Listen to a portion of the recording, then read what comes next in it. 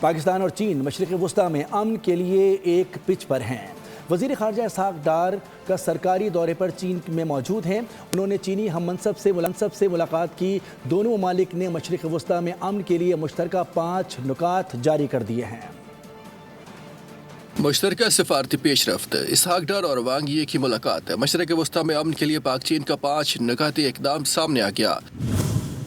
نقطہ نمبر 1، فوری جنگ بندی پر زور، تمام فریق دشمنی ختم کریں، کشیدگی میں مزید اضافے سے گریز کریں، انسانی امداد کی بلا رکاوٹ فراہمی یقینی بنانے اور فوری امن مذاکرات شروع کرنے کی ضرورت پر اتفاق کیا گیا۔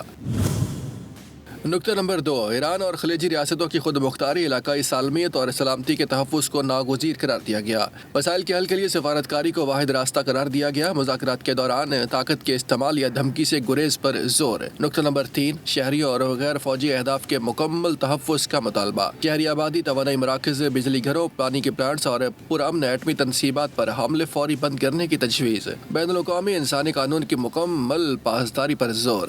نقطہ نمبر 4، آبنائے ہرمز کی سیکیورٹی کلیدی قرار، عالمی تجارت اور توانائی کی ترسیل کے لیے اہم گزرگاہ میں جہازوں اور عملے کی حفاظت یقینی بنانے اور تجارتی اور سول جہازوں کی محفوظ آمد و رفت بحال کرنے کی ضرورت پر زور۔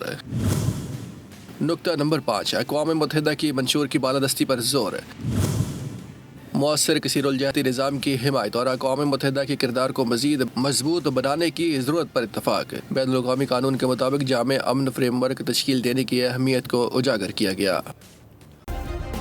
سبسکرائب کریں اور بیل دبائیں تاکہ کوئی خبر رہ نہ جائے۔